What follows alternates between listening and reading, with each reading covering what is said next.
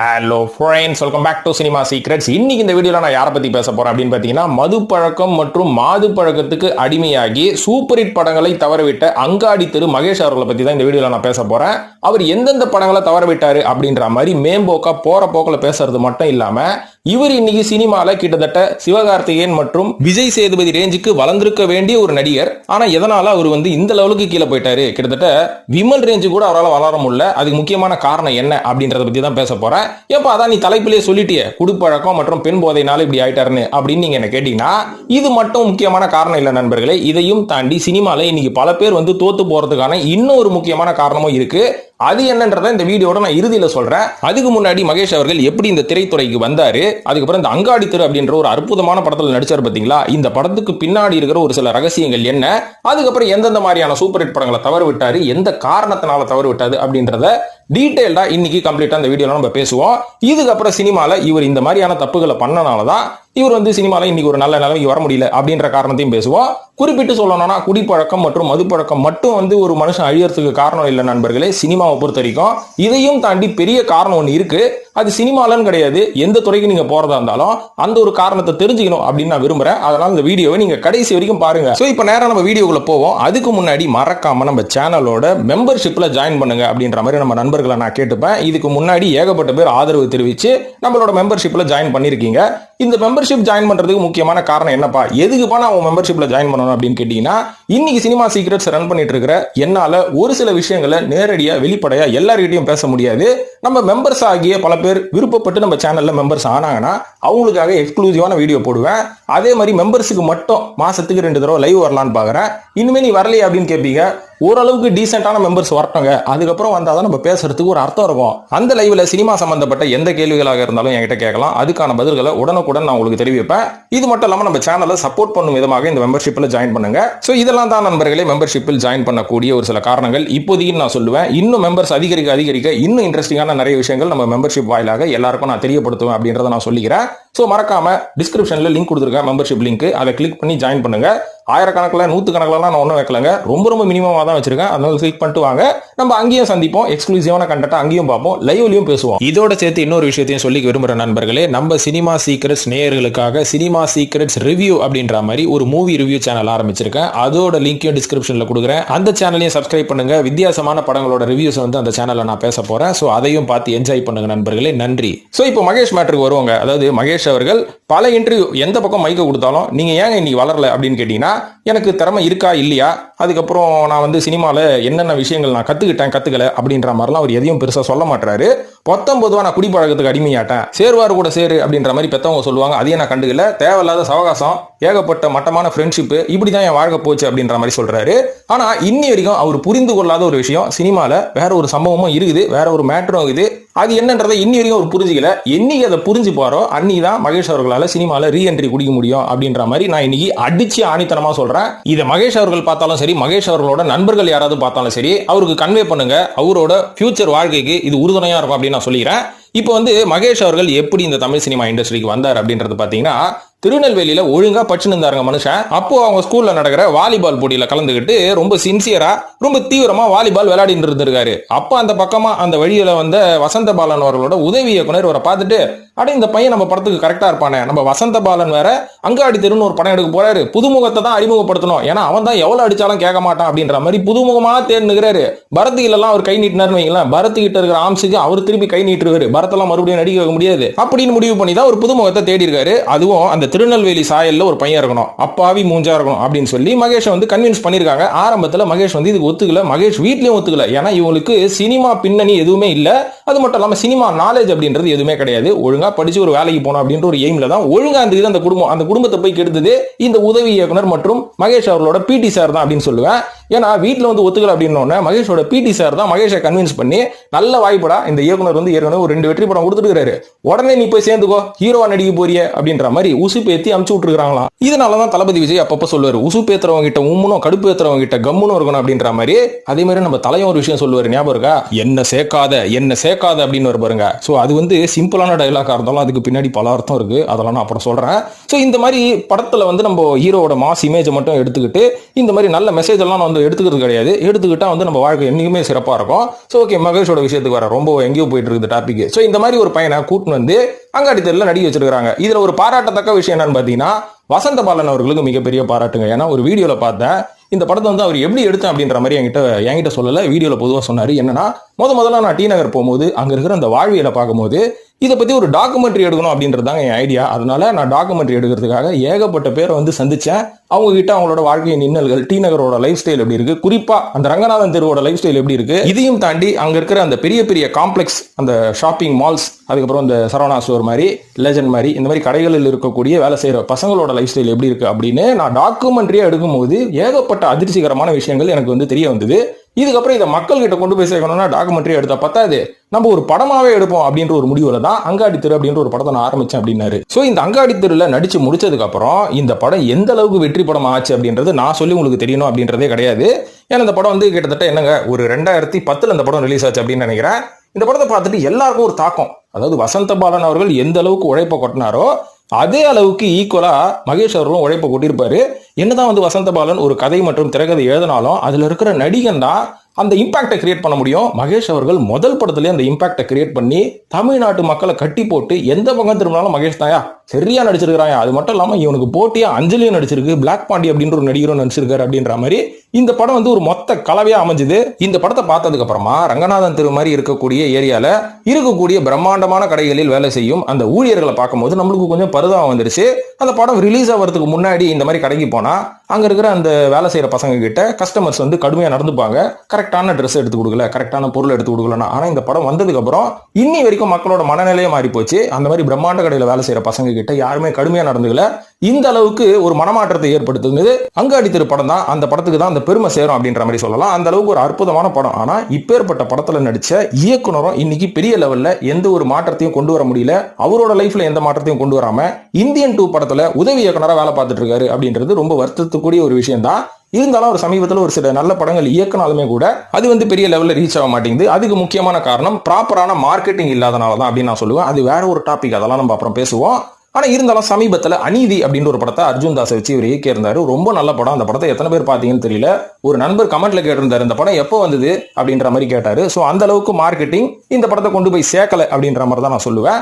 So அவர் ஒரு அற்புதமான இயக்குனர். இருந்தாலும் அந்த படத்துல கலக்கின அங்காடி தெரு மகேஷ் ஏங்க அதுக்கு அடுத்ததா எந்த ஒரு வெற்றி படமும் கொடுக்கல அப்படின்னு கேட்டீங்கன்னா இதுக்கு பின்னாடி ஒரு காரணம் இருக்கு, அதை நான் சொல்றேன். அதுக்கு முன்னாடி அவர் எந்தெந்த படத்தை தவற விட்டாரு அப்படின்றத பத்தி இப்ப நம்ம ஃபர்ஸ்ட் பார்ப்போம். அங்காடி தெரு படம் முடிஞ்ச கையோட இவரை முதல்ல புக் பண்ணணும் அப்படின்னு முடிவு பண்ணவர் யார் தெரியுமா? இயக்குனர் சீனு ராமசாமி அவர்கள் தாங்க. ஏன்னா அவர் எடுத்த தென்மேற்கு பருவக்காற்று அப்படின்ற ஒரு படத்துல அந்த வாழ்வியலில் இருக்கக்கூடிய ஒரு ஹீரோவை நம்ம இன்ட்ரோடியூஸ் பண்ணணும் அப்படின்ற மாதிரி முடிவு பண்ணி தான் அந்த படத்துக்கு வந்து மகேஷ் அவர்களை காஸ்டிங் பண்ணாரு. ஆனா மகேஷ் அவர்களுக்கு சினிமா புரிதல இந்த காலகட்டத்தில் கிடையாதான். அங்காடி தெரு படம் முடிச்சதுக்கு அப்புறம் ஊர் பக்கம் போனாங்க, அங்க பாத்தீங்கன்னா எல்லாரும் என் கூட போட்டோ எடுத்துக்கிட்டாங்க, எல்லாரும் எனக்கு கை கொடுத்தாங்க, இந்த அளவுக்கு ஒரு வரவேற்பா அப்படின்றதெல்லாம் எனக்கு அப்பதாங்க தெரிய வந்தது அப்படின்ற மாதிரி ரொம்ப அப்பாவித்தனமா சொல்றாரு. இந்த மாதிரி புரிதல்ல இருக்கிறவரு இந்த சீனு ராமசாமி அவர்களோட இயக்கம் எப்படி இருக்கும், இவரோட எடுக்கக்கூடிய படங்கள் எப்படி இருக்கும் அப்படின்ற ஒரு புரிதல் இருந்தால் தானே அந்த படத்துல கமிட் ஆக முடியும்.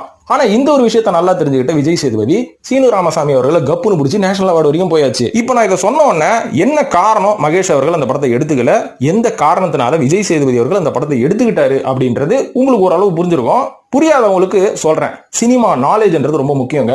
ஏன்னா விஜய் சேதுபதி அவர்கள் இந்த படத்துல ஒரு மெயின் லீடா நடிக்கிறதுக்கு முன்னாடி கிட்டத்தட்ட 200 ஷார்ட் பிலிம்ஸ் நடிச்சு சினிமாவே கெதின்னு கோடம்பாக்கம் ஃபுல்லா சுத்தி எத்தனையோ படங்கள் ஆபீஸ் அலைஞ்சனாலதான் சினிமா புரிதல் விஜய் சேதுபதி இருக்குது. ஆனா மகேஷ் அவர்கள் சினிமா பின்னணியும் இல்ல, சினிமா நாலேஜும் இல்லாதனாலதான் இப்பேற்பட்ட வாய்ப்பை தவற விட்டாரு. இந்த வாய்ப்பை மட்டுமா தவற விட்டாரு, அடுத்தது ஒரு படத்தோட வாய்ப்பையும் தவற விட்டாரு. அது என்னன்றதை பாருங்க. அது என்ன படம் தெரியுங்களா? சரவணன் அவர்களோட இயக்கத்துல மிகப்பெரிய பிரம்மாண்டமான வெற்றியான எங்கேயும் எப்போதும் அப்படின்ற ஒரு படத்துல சர்வானந்த் ஒரு கேரக்டர் பண்ணிருப்பாரு பாத்தீங்களா? இந்த கேரக்டரும் மகேஷ் கிட்ட தான் வந்திருக்கான். ஆனா அந்த காலகட்டத்தில் இந்த படத்தோட கதை எனக்கு புரியல. ரெண்டாவது நானும் ஏகப்பட்ட உமா படங்கள்ல கமிட் ஆனதுனால இந்த படத்தை என்னால எடுத்துக்க முடியல அப்படின்னு ரொம்ப சிம்பிளா சொல்லிட்டு போயிட்டாரு. ஆனா இயக்குனர் சரவணன் அவர்களுக்கு இந்த படம் எவ்வளவு பெரிய வாழ்க்கையை கொடுத்தது, சர்வானந்த் அவர்களுக்கு எவ்வளவு பெரிய இமேஜை கொடுத்தது, இந்த படத்துல நடிச்ச ஜெய் மற்றும் அஞ்சலிக்கு எவ்வளவு பெரிய இமேஜை கொடுத்ததுன்றது அந்த படத்தை பார்த்தா பல பேருக்கு தெரியும். இதுக்கு அப்புறம் தான் இந்த மாதிரி நல்ல படங்களை விட்டுட்டுமே அப்படின்னு சொல்லி குடிப்பழக்கத்துக்கு அடிமையா இருக்கிறாரு நடிகர் மகேஷ் அவர்கள். இதுக்கப்புறம் அவருக்கு ஏகப்பட்ட நல்ல படங்கள்ல இருந்து வாய்ப்பு கிடைச்சாலுமே கூட அதை அவர் எடுத்துக்க முடியல. காரணம் குடிப்பழக்கம் மற்றும் தவறான சவகாசம், அப்புறம் பொண்ணுங்களோட கனெக்ஷனு, இந்த மாதிரி அவரோட வாழ்க்கை சீரழிஞ்சு போச்சு அப்படின்ற மாதிரி சொல்லலாம். சோ இதுல இருந்து என்ன தெரியுது அப்படின்றது நீங்களே புரிஞ்சுக்கோங்க நண்பர்களே. இதுக்கப்புறம் வேற என்ன படங்கள் தெரியுமா ஒரு வாய்ப்பு தவற விட்டாரு? ஈட்டி அப்படின்ற ஒரு படத்தோட வாய்ப்பு அதர்வா நடிக்கிறதுக்கு பதிலாக இவர்கிட்ட தான் வந்துதான் உடம்பு கொஞ்சம் ரெடி பண்ணிருங்கன்னு சொல்லியிருக்காங்க. ஆனா குடிப்பழத்தினால வெயிட் போட்ட மகேஷால உடம்பெல்லாம் ரெடி பண்ண முடியாது, அப்படியே வர எடுத்துக்கோங்க அப்படின்ற மாதிரி சொல்லியிருக்காரு.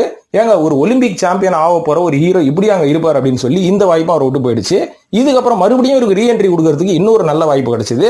அது என்ன படம்னு பாத்தீங்கன்னா சுந்தரபாண்டியன் அப்படின்ற ஒரு படம் தான். இந்த படத்துல விஜய் சேதுபதி அவர்களோட கேரக்டருக்கு இவரு தான் வந்து அப்ரோச் பண்ணிருக்காங்க. இருந்தாலும் அந்த கேரக்டரையும் இவர் எடுத்துக்காம பல உப்மா படங்கள்ல கமிட் ஆகி அங்கங்க காசை கலெக்ட் பண்ணி உருப்படியான ஒரு விஷயம் பண்ணிருக்காரு. என்னன்னா தங்கச்சிக்கு கல்யாணம் பண்ணி வச்சிருக்காரு, ஊர்ல வீட்டை கட்டி கொடுத்துருக்காரு அம்மா அப்பாக்கு. அதுக்காக தான் அந்த காசுக்காக தான் ஓடினாரே தவிர இவரோட கேரியரை கொஞ்சம் கூட இவர் யோசிக்கவே இல்லை. இதுக்கப்புறமா பாத்தீங்கன்னா மாயாண்டி குடும்பத்தார் அப்படின்ற ஒரு படத்துல கூட இவருக்கு வாய்ப்பு வந்தோம். அந்த படத்துல இவர் நடிக்கல. அப்படி அந்த படத்துல நடிச்சிருந்தாருன்னா எந்த கேரக்டர் அவருக்கு நல்லா இருந்திருக்கும் அப்படின்ற மாதிரி சொல்லுங்க. சத்தியமா தருண் கோபியோட கேரக்டர் சொல்லிடாதீங்க. அவரை தவிர யாருமே அந்த அளவுக்கு சிறப்பாக நடிக்க முடியாது. ஓகே கமெண்ட்ல கழுவி ஊத்தாதீங்க, நான் ஒரு தமாசுக்கு தான் சொன்னேன். சரி ரைட்டு. சோ இந்த மாதிரியான படங்கள் எல்லாம் மகேஷ் அவர்கள் தவற விட்டனால தான் இன்னைக்கு மறுபடியும் ரீஎன்ட்ரி யாரையாவது கொடுங்கப்பா அப்படின்ற மாதிரி வெயிட் பண்ணிட்டு இருக்காரு. இவரை ப்ராப்பரா யாராவது ஒரு இயக்குனர் யூஸ் பண்ணா இவர் மறுபடியும் மேல வரலாம். இன்னும் எனக்கு சினிமா புரிதல் சினிமா தெளிவு எனக்கு கிடையாதுன்னாருன்னா இன்னும் 10 வருஷம் வெயிட் பண்ண வேண்டியதான் சினிமாவை கத்துக்கிற வரைக்கும். சரி ஓகே நண்பர்களே, இதெல்லாம் வந்து நம்ம மகேஷ் அவர்கள் தவற விட்ட படங்கள். இன்னும் நிறைய படங்கள் அவர் தவற விட்டுருக்காரு. அதெல்லாம் நம்மளுக்கு இன்னும் கிளியர் டேட்டா வரல. சரிப்பா, நீ ஆரம்பத்துல சொன்ன பத்தியா குடிப்பழக்கமும் பெண்களோட சவகாசமும் இருந்தனாலதான், பெண்களோட சவகாசம் சொல்லக்கூடாது, தவறான பெண்களோட சவகாசம் உல்லாசம் இந்த மாதிரியான பழக்கத்துல இருந்தனாலதான் மனுஷனுக்கு சினிமா வாய்ப்பு போயிடுச்சு அப்படின்ற மாதிரி 19 ரூபாய் இன்னைக்கு யூடியூப் எந்த பக்கம் திரும்பினாலும் சினிமால தோத்தவங்களை பத்தி எல்லாரும் பேசுவாங்க. ஆனா இதெல்லாம் தாண்டி ரொம்ப முக்கியமான ஒரு மேட்டர் ஒன்று இருக்குது நண்பர்களே. அது என்னன்னா சினிமா நாலேஜ். இன்னைக்கு ஒரு ஹோட்டல்ல வேலை செய்யறதா இருந்தாலும் சரி, ஒரு லேத்துல வந்து நீங்க இரும்பு இருக்கிற வேலையா இருந்தாலும் சரி, எல்லாத்துக்கும் கோர்ஸ்னு ஒன்று வந்துருச்சுங்க. ஒரு ஹோட்டல்ல போய் நான் வேலை செய்யறேன் அப்படின்னீங்கன்னா உங்களுக்கு இயர்ஸ் ஆஃப் இயர்ஸ் அனுபவம் இருக்கணும். இல்லையா நீங்க போய் ஒரு கேட்டரிங் கோர்ஸ் படிக்கணும். எதுக்கு அப்படி ஒரு கோர்ஸ் வந்திருக்கு? ஏன்னா ஒரு புரிதலோட நீங்க அந்த வேலைக்கு போகணும். ஒரு லேத்துல இரும்பு இருக்கிறதா இருந்தாலும் சரி, அந்த காலகட்டத்தில் போய் நம்ம ஒரு அப்ரண்டிஸா ஒரு இரும்படிக்கிற கடையில வேலை சேர்ந்து 10 வருஷத்துல நம்ம வேலையை கத்துப்போம். ஆனா இன்னைக்கு 3 வருஷம் கோர்ஸ்ல அதை கத்து கொடுத்துட்றான், டிஎம்இ அப்படின்ற ஒரு பேர்ல. இவ்வளவு ஏங்க சோமாலியா கடல் கொள்ளையர்கள் இருக்காங்க பாத்தீங்களா, போற வர கார்கோ கப்பல் எல்லாம் திருடுவாங்கல்ல, இந்த மாதிரி கப்பலை திருடுறதுக்குன்னு சோமாலியால ஒரு அகாடமி வச்சு எப்படி கப்பலை திருடுறதுன்ற மாதிரி கோர்ஸ் நடக்குதான். சோ ஒரு நாலேஜ், ஒரு கோர்ஸ், ஒரு பின்னணி அப்படின்றது எவ்வளவு முக்கியன்றது தெரிஞ்சுக்கோங்க. ஆனா சினிமாவில் மட்டும்தான் நான் அழகா இருக்கிறேன், நான் வெள்ளையா இருக்கிறேன், நான் நல்லா டான்ஸ் ஆடுறேன், எங்க ஸ்கூல் டிராமாலாம் நான் சூப்பரா நடிச்சேன் அப்படின்ற மாதிரி எல்லாரும் கிளம்பி வந்துடுறது. அதுக்கப்புறம் சினிமாவில் வாய்ப்பு கிடைக்கலன்னு சினிமாவே வேஸ்ட்டுப்பா, நல்லாவே இல்லப்பா அந்த ஃபீல்டு, நான் என் ஊருக்கே போறேன் அப்படின்னு சினிமா மானத்தை வாங்கிட்டு திரும்பி ஓடி போயிடுறது. அதாவது சினிமால நீங்க நடிக்கிறதுக்கும் ஸ்டேஜ்ல நீங்க நடிக்கிறதுக்கும் கிட்டத்தட்ட 100% டிஃபரன்ஸ் இருக்குது. சில பேர் இங்க இருப்பாங்க, நான் தியேட்டர் நாலேஜ் இருக்குது, நான் தியேட்டர்ல வந்து நான் நடிச்சிருக்கேன், நான் சினிமால நடிக்க போறேன் அப்படின்ற மாதிரி உள்ள வந்து கேமராவை வச்ச உடனே தியேட்டர்ல கத்துற மாதிரி கொய்யோன்னு கத்துவாங்க. இதை பாக்குற இயக்குனருக்கு எப்படி தெரியுமா இருக்கும்? ஏன்யா கத்துறடி, ஏன்டா கத்துற அப்படின்ற மாதிரி இருக்கும். ஏன்னா சினிமான்றது அந்த கேமராக்கு உட்பட்டு நீங்க நடிக்கணும், அந்த கேமரால இருக்கிற ஃப்ரேம்ல நீங்க நடிக்கணும். அதுக்கப்புறம் நீங்க டிராமால நடிக்கிற மாதிரி இந்த மூலைக்கும் அந்த மூலைக்கும் நீங்க ஓடவே கூடாது.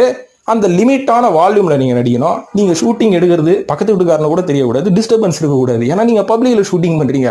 நீங்க டிராமால இருக்கிற மாதிரி கத்துனீங்கன்னா எப்படி? சோ ஒரு டிராமால நடிப்பு திறமை இருக்கிறவனால கூட சினிமால ஜெயிக்கிறது கஷ்டம். ஆனா எந்த நாலேஜும் இல்லாம கிளம்பி நீங்க சினிமாவுக்கு வந்தீங்கன்னா எப்படி ஜெயிக்க முடியும் அப்படின்றதுதான் முதல் விஷயமே. So knowledge is always important for cinema. சினிமால ஜஸ்ட் லைக் தட்னு வந்து சத்தியமா நீங்க முன்னேற முடியாது. எவனாவது அப்படி முன்னேறலாம்னு சொன்னா செருப்பு கட்டி அடிச்சு துரத்தி விட்டுருங்க. ஏன்னு பாத்தீங்கன்னா இப்போ மகேஷுக்கு ஒரு நல்ல என்ட்ரி கிடைச்சிருச்சுங்க. வசந்த பாலன் அப்படின்ற மாதிரி ஒருத்தர் கூட்டு போயிட்டு எல்லா வித்தையும் சொல்லி கொடுத்து அந்த படத்தை எடுத்து முடிச்சுட்டு அவனை கட்டி விட்டாரு. இதே மாதிரி சினிமால எத்தனை நடிகர்கள் உள்ள வந்து வெளில போயிட்டு என்ன பண்றதுன்னு தெரியாம லாஸ் ஆயிருக்காங்க தெரியுமா? மகேஷ் மட்டும் தானான்னு கேட்டீங்கன்னா இல்ல. இந்த பருத்தி வீரன்ற ஒரு படத்துல ஒரு சின்ன பையன் ஒருத்தன் வருவான் பாருங்க, அந்த படம் நடிச்சதுக்கு அப்புறமா எங்க போனான்னு தெரியல. அப்புறமா நான் என் வீடியோல இதுக்கு முன்னாடி ரிசர்ச் பண்ணி போட்டேன், மூட்டை தூக்கி நிற்கிறான் அந்த பையன். எங்க காதல் படத்துல வருவானே சின்ன பையன், இதுக்கப்புறம் ஒரு 4 படம் நடிச்சான், இனி என்ன பண்றான் அப்படின்றது நம்மளுக்கே தெரியல. இந்த இயக்குனர்கள் என்ன பண்ணுவாங்க, அவங்களோட படம் வெற்றி பெறணும் அப்படின்னு சொல்லி ஒழுங்கா பச்சுனுங்கிற ஊர்ல இருக்கிற பிள்ளைங்களை கூட்டு வந்து நடிக்க வச்சு இதுக்கப்புறம் இவன் கெரியர்ல என்ன பண்ணுவான் அப்படின்றத துளி கூட யோசிக்காம அவங்க படம் வெற்றி அடைஞ்சா போதுன்னு இவனை கட்டி விட்டுருவாங்க. ஆனா அவன் என்ன பண்ணுவான், சினிமா மோகத்துல ஒரு படத்தை நடிச்சோம், எங்க பார்த்தாலும் நம்மளை கூப்பிடுறானுங்க, செல்ஃபி எடுக்கிறானுங்க, கை கொடுக்குறானுங்க, நம்ம இப்படியே கண்டினியூ பண்ணுவோன்னு சினிமா அறிவே இல்லாம சினிமால வந்து நிற்கும் போதுதான் இவனுங்க எங்க மாட்டுவாங்கன்னு சொல்றேன் பாருங்க. அதாவது சினிமாவை பொறுத்த வரைக்கும் சமீபத்துல விஷால் அவர்கள் ஒரு பேட்டியில சொன்னாரு, உப்மா கம்பெனி தாங்க இந்த வேலையை பார்க்கும், உப்மா கம்பெனி அப்படின்னு சொன்னாரு. பாத்தீங்களா, சினிமால 50% எப்படி நல்ல கம்பெனி இருக்கோ 50% உப்மா கம்பெனின்னு ஒரு கம்பெனி இருக்குங்க. இந்த உப்மா கம்பெனில இருக்கிறவங்க யாருன்னு பாத்தீங்கன்னா, சினிமால நானும் ஜெயிக்கிறேன் நீங்க வந்து தோத்து போய் அதுக்கப்புறம் காசுக்காக ஒரு சில தவறான விஷயங்களை சினிமாக்குள்ளேயே பண்ணி இதுக்கப்புறம் காசு ஆசை பிடிச்ச போய் வரவனெல்லாம் ஏமாத்தி ஆட்டையை போட்டு பெரிய பெரிய அமௌண்ட்டை வாங்குவோம் அப்படின்ற மாதிரி இங்க ஒரு சில பிளாக் ஷீப்ஸ்லாம் இருக்குது. இதெல்லாம் வந்து நம்ம யாருன்றதை கண்டுபிடிக்கிறதுக்கே உங்களுக்கு ஒரு சில வருஷங்கள் ஆகும். இந்த திறமையை வளர்த்துக்கிறதுக்கு நீங்க 5-6 வருஷம் சினிமால கஷ்டப்படணும். அப்பதான் இவன் நல்லவனா இவன் கெட்டவனா அப்படின்ற ஒரு தெளிவு உங்களுக்கு வரதுக்கே 5 வருஷம் ஆகுன்றேன். ஏன்னு பாத்தீங்கன்னா இப்ப மகேஷ் அவர்களோட வாழ்க்கையில நடந்தது அங்காடி தெரு அப்படின்னு ஒரு படத்துல நடிச்சு முடிச்சாச்சு. இவர்கிட்ட ஏகப்பட்ட நல்ல படங்கள் வருது. இவர் எடுத்துக்கலன்னு இந்த தகவல் உப்மா கம்பெனி கிட்ட போவோம். என்னன்னா எங்க முருகதாஸோட அசிஸ்டன்ட் ஒருத்தர் வந்தாருங்க, அவரு கதை சொன்னாலும் மகேஷ் ஒத்துக்கல. அதுக்கப்புறம் சீனு ராமசாமின்னு ஒரு நல்ல இயக்குனர் வந்தாரு, இவரு சொல்ற கதையும் அவர் ஒத்துக்கல. அப்படின்னா நம்ம என்ன பண்ணணும்? இந்த பையனுக்கு கதை நாலேஜும் கிடையாது, சினிமா நாலேஜும் கிடையாது. உப்மா நம்ம போய் அவனுக்கு கையில ஒரு பெரிய அமௌண்ட்டை கொடுத்து இவனை லாக் பண்ணி 2-3 உப்மா படத்துல நடிக்க வைப்போம் அப்படின்னு சொல்லி இவரை மலையாளம் படம் பிரெஞ்சு படத்தெல்லாம் நடிக்க வச்சிருக்காங்க. அப்பனா பாருங்க எந்த புரிதலோட இவர் பிரெஞ்சு படத்துல நடிச்சிருக்காரு. அது என்னப்பா படம் அப்படின்னு கேட்டீங்கன்னா 2014 வருஷம் வந்து த ஒய்ஃப்ன்ற படத்துல நடிச்சிருக்காரு. இது மட்டும் இல்லாம கொஞ்சம் சிரிப்பு கொஞ்சம் கோபம் இப்படிலாம் ஒரு படம் வந்துதான் கேட்காதீங்க, அப்படி ஒரு படத்துல நடிச்சிருக்காரு. இரவும் பகலும் வரும் அப்படின்ற ஒரு படத்துல அனன்யா கூட நடிச்சிருக்காரு. புத்தனின் சிரிப்பு சமுத்திரகனி கூட சேர்ந்து நடிச்சிருக்காரு. லாஸ்ட் பெஞ்சுன்னு ஒரு மலையாள படம். கஞ்சா கருப்ப வீடெல்லாம் விற்க வச்சு படுமோசமா பிச்சைக்காரன் ஆகினது இவர் நடித்த வேல் முருகன் போர்வெல்ஸ் அப்படின்ற ஒரு படம் தான். அப்புறம் என் காதலி சீன் போடுறா, இப்ப கூட அங்ககாரன் அப்படின்ற ஒரு படம் சத்யராஜ் கூட சேர்ந்து நடிச்சாரு. இதெல்லாம் வந்துதான் கேட்காதீங்க, எனக்கே தெரியாதுங்க. இவரோட பிலிமோகிராஃபி பார்க்கும் போது தான் எனக்கே தெரிய ஆரம்பிச்சது. ஸோ இந்த மாதிரி டப்பா படத்துல நடிக்கிறதுக்கு முக்கியமான காரணம் மகேஷ் அவர்களுக்கு சினிமா புரிதல் இல்லாம உப்மா படத்துல போய் கமிட் ஆனதுதான். ஒரு நல்ல நடிகன் நல்ல திறமையான நடிகரோட வாழ்க்கையை அழித்தது இந்த உப்மா படம் மட்டும் கிடையாது, உப்மா கம்பெனி மட்டும் கிடையாது. இவருக்கு சினிமா புரிதலே இல்லை. சினிமா புரிதல் இல்லாதனால தான் இந்த மாதிரி ராங்கான ஹேண்ட்ஸில் போய் மாட்டிக்கிட்டு இவர் முழிக்கிறாரு. ஸோ மகேஷ் அவர்களோட வாழ்க்கை வந்து எல்லாருக்குமே ஒரு பாடங்க. ஏன்னா சினிமாவில் வந்து இவன் கூப்பிட்டான் அதனால நான் வந்தேன், நான் நல்லா இருக்கிறேன்னு சொல்லி நான் கூட்டின்னு போனானுங்க இப்படின்ற மாதிரி தயவு செய்து எவன் உசுப்பேத்தினாலும் தயவு செய்து சினிமாவுள்ள வந்துடாதீங்க. சினிமாவுக்குள்ள வரணும்னு முடிவு பண்ணிட்டா ப்ராப்பராக ஒரு அகாடமியில் போய் ஒரு கோர்ஸை படிங்க. சினிமாவில் நான் ஒரு பிச்சைக்காரங்க, எனக்கு ₹1 கூட சொத்து இல்லைங்க அப்படின்ற மாதிரி ஒரு பிச்சைக்காரன் மாதிரி காமிச்சிக்கிட்டு சினிமாவில் வாய்ப்பு தேடுங்க. அப்பதான் எவன் உண்மையானவன் எவன் திறமையானவன் அப்படின்றது உங்களால கண்டுபிடிக்க முடியும். அதை விட்டுட்டு நான் கோர்ஸ் படிச்சுட்டேன், எங்க வீட்டுல வந்து ஒரு 3 ஏக்கர் நிலம் வச்சிருக்காங்க அப்படின்னு வித்துட்டு சினிமா அனுபவம் இல்லாம நீங்க வந்தாலுமே கூட என்னதான் நாலேஜ் இருந்தாலும் உங்களுக்கு கிரவுண்ட் ஒர்க்கு கிரவுண்ட் வேல்யூ தெரியலன்னா அந்த 2 ஏக்கர் 3 ஏக்கர் எல்லாமே பிச்சுக்கின்னு போயிடும். அதனால சினிமான்றது ஜஸ்ட் லைக் தட் அப்படின்ற மாதிரி நடக்கிற ஒரு விஷயம் கிடையாது. இதுக்கு ஏகப்பட்ட பொறுமையும் ஏகப்பட்ட திறமையும் ஏகப்பட்ட கிரவுண்ட் ஒர்க்கும் அனுபவமும் இருக்கணும். இருந்தா மட்டும் தான் சினிமாவில் ஜெயிக்க முடியும் அப்படின்னு சொல்லிட்டு இந்த வீடியோ முடிச்சுக்கிற நண்பர்களே. இது பற்றி இன்னும் நிறைய விஷயங்கள் தெரியணும்னா மறக்காம லைவுக்கு வாங்க, மெம்பர்ஷிப் எடுங்க, லைவுக்கு வாங்க. இன்னும் நிறைய சினிமாவில் தெளிவான விஷயங்களை நான் உங்ககிட்ட நேரடியாக பேசுறேன் நண்பர்களே. இந்த வீடியோ பார்த்ததுக்கு மிக்க நன்றி.